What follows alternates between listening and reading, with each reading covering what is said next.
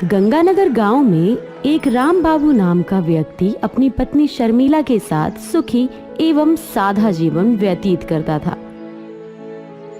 राम बाबू पेशे से किसान था। वो एक होनहार और बेहद चालाक स्वभाव का था।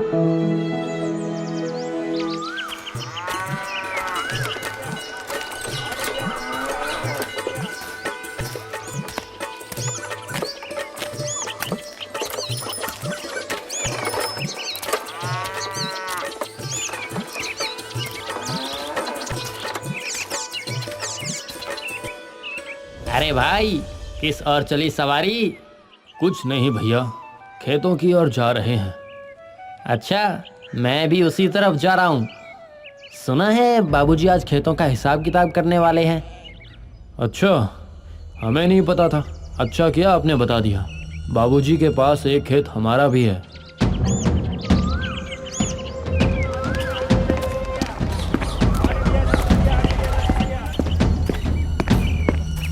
बाबूजी बेहद घमंडी और लालची किस्म का था।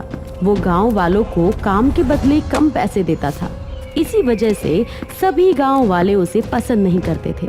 आज शाम जब राम बाबू अपने खेती पे जैसे ही पहुंचता है तो देखता है कि बाबूजी के कुछ आदमी उसके खेत की नपाई कर रहे थे। तभी राम बाबू उनसे जाकर पूछता है, आप सब ये क्या कर रहे हैं? बाबूजी ने हमें तुम्हारा खेत नापने को बोला है। वो किस लिए?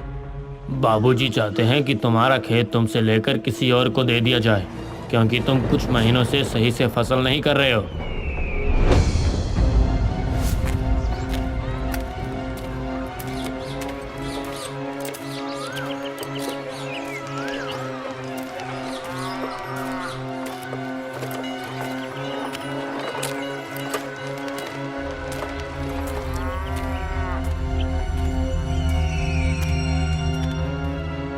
ये मैं क्या सुन रहा हूँ? आप मेरा खेत किसी और को दे रहे हैं? क्योंकि तुम अपना काम ठीक से नहीं कर रहे हो। ये तो गलत है। आप ऐसा कैसे कर सकते हैं मेरे साथ? तेरी हिम्मत कैसे हुई मुझसे ऊंची आवाज में बात करने की? तू जानता नहीं है मैं कौन हूँ? इतना सुनने के बाद थोड़ी देर चुप रहने के बाद राम बाबू सोचता है कि इनका घमंड उतारने के लिए कुछ तो करना पड़ेगा। जैसे ही राम बाबू बाबूजी के ऊपर जूता फेंकता है,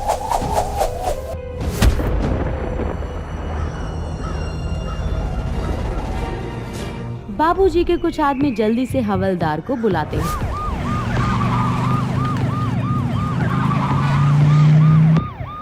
और राम बाबू को गिरफ्तार करवा देते हैं।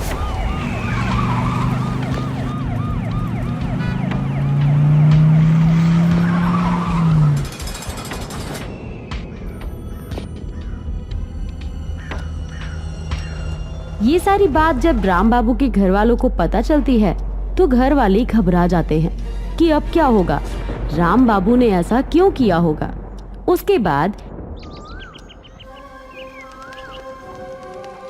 3 दिन बाद जब राम बाबू की पेशी होने जाती है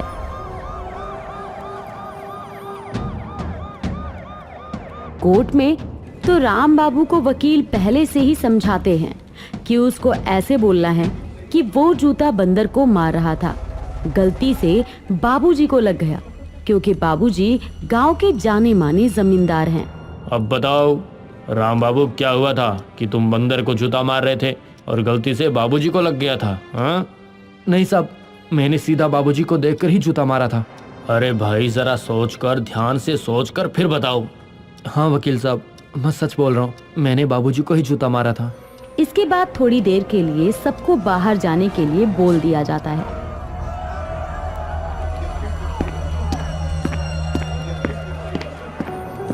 तब वकील फिर से राम बाबू को समझाता है कि तुम्हें जमींदार का मन रखना होगा गांव वालों के सामने, तो फिर अब जब तुमसे पूछा जाए तो जज के सामने बोलना कि तुमसे गलती से लगा था।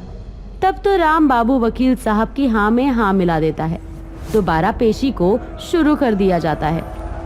अब तुमसे आखिरी बार पूछा जा रहा है राम बाबू, तुमसे गलती से जूता लगा था बाबूजी को या फिर तुमने जानबूझ के उन्हें मारा था?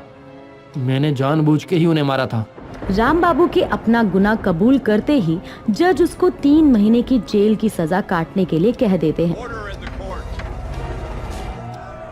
लेकिन जब राम बाबू बाहर आते हैं तो पुलिस वाले उनको लेकर चले जाते हैं। तब गांव वाले उसको सम्मान की नजर से देखते हैं, क्योंकि गांव वालों की नजर में राम बाबू ने कुछ गलत नहीं करा। राम बाबू ने ऐसा सिर्फ बाबूजी का घमंड तोड़ने के लिए किया था। ये बात गांव वाले भली भांति जानते थे।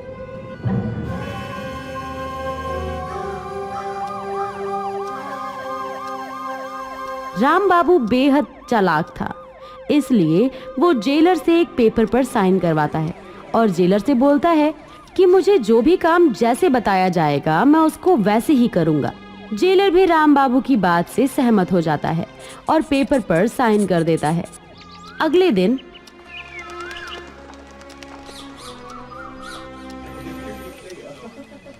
उठो, सोते ही रहोगे क्या? ये तुम्हारा घर नहीं है। जी साहब, उठ गया। तुम्हारे लिए एक काम आया है, उठ जाओ, फिर मैं तुम्हें बताता हूँ कैसे करना है। ठीक है, अब बताओ। ये देखो, इस चक्की को तुम्हें रात भर चलाना है और सुबह मैं वापस आऊँगा आटा लेने, और चलाना कैसे ये मैं तुम्हें बता देता हूँ। ठीक है। हवलदार राम बाबू को दिखाता है कि पहले एक मुट्ठी में अनाज लेकर वो चक्की में डाल देता है और उसको चलाता है। फिर राम बाबू को दिखाता है कि इसमें से जो आटा निकल रहा है, ऐसे ही राम बाबू को पूरी रात वो चक्की चलानी होती है। तुम समझ गए ना कैसे करना है? हाँ, अच्छे से समझ गया मैं। राम बाबू पूरी रात जाकर चक्की चलाता रहता है।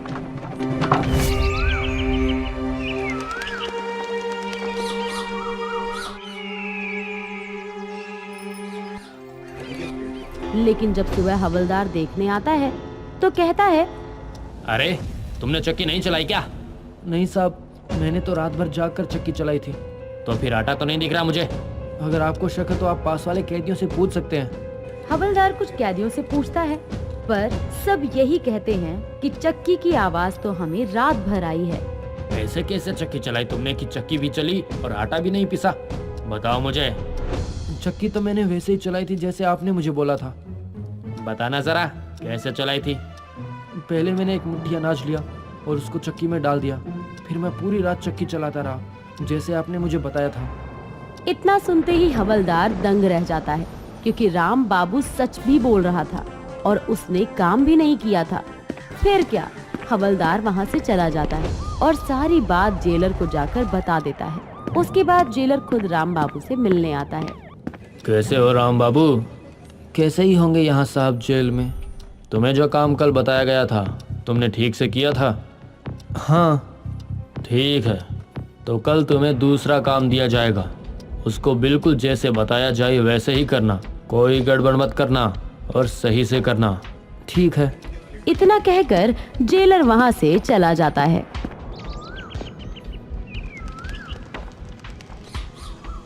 अगली सुबह हवलदार फिर से आए काम लेकर। इस बार वो राम बाबू को पौधों में पानी डालने का काम देता है।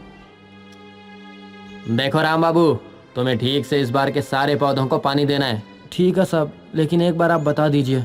फिर हवलदार सोचता है कि अगर इसको मैंने सही नहीं बताया तो ये कल की तरह सब गड़बड़ कर देगा। इसको बताना ही पड़ेगा कि पौधों की जड़ में पानी देना है, वरना तो ये ऐसे ही पत्तों पत्तों पर डालकर आ जाएगा। इसमें बताना क्या है? तुम्हें हर पौधे की जड़ में पानी देना है। ठीक है साहब, मैं समझ गया। अब कोई गड़बड़ मत करना इस बार। इतना समझाने के बाद हवलदार वहाँ से चला जाता है और राम बाबू से कहता है कि मैं शाम को दोबारा आऊंगा देखने। फिर राम बाबू अपने काम में लग जाता है और जब शाम को हवलदार वापस आता है ये देखने के लिए, हे भगवान, ये क्या किया? जो आपने बोला था। अरे मैंने पौधों में पानी डालने को बोला था। तो मैंने भी तो वही किया है। अरे सारे पौधे तुमने उखाड़ क्यों दिए? अरे आपने ही तो बोला था कि पौधे की जड़ में पानी देना है। अरे मेरे बाप, मेरा मतलब था कि पौधों की जड़ तक पानी जाए ऐसे पानी देना है, लेकिन तुमने तो सारे पौधे ही उखाड़ कर उसकी जड़ों में पानी दे दिया, पूरे बाग का सत्यानाश कर दिया। पर मैंने तो वही किया जो आपने मुझे बोला था। इसके बाद हवलदार गुस्से में वहाँ से चला जाता है और जेलर को जाकर सारी बात बता देता है।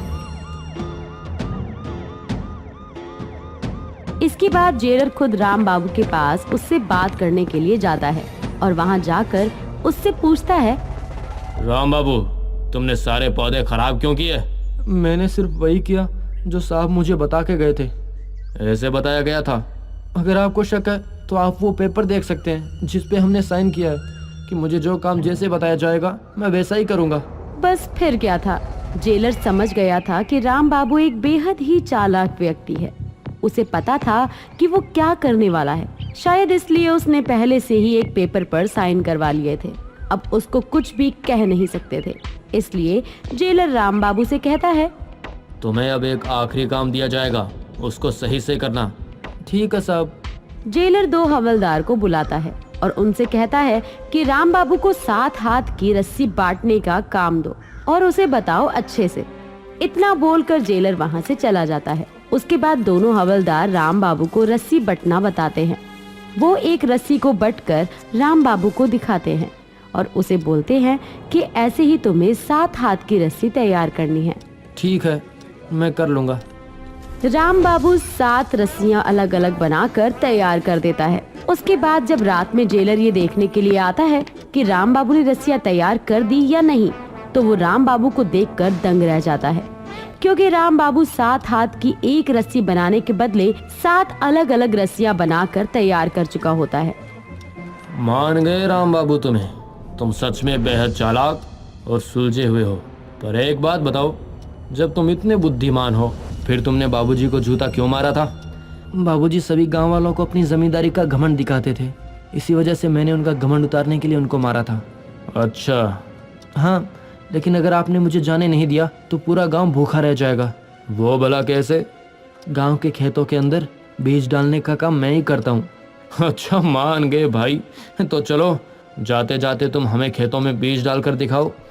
कहीं तुम झूठ तो नहीं बोल रहे हो? अभी पता चल जाएगा। ठीक है साहब। इस बार कोई गड़बड़ मत करना भाई। अरे नहीं।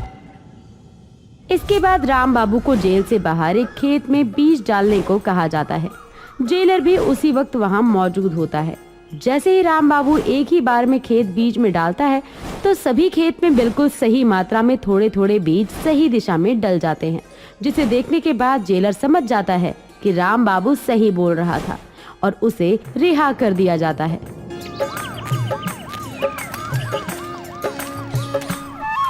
राम बाबू को गांव में वापस देखते ही सभी गांव वाले बहुत खुश हो जाते हैं।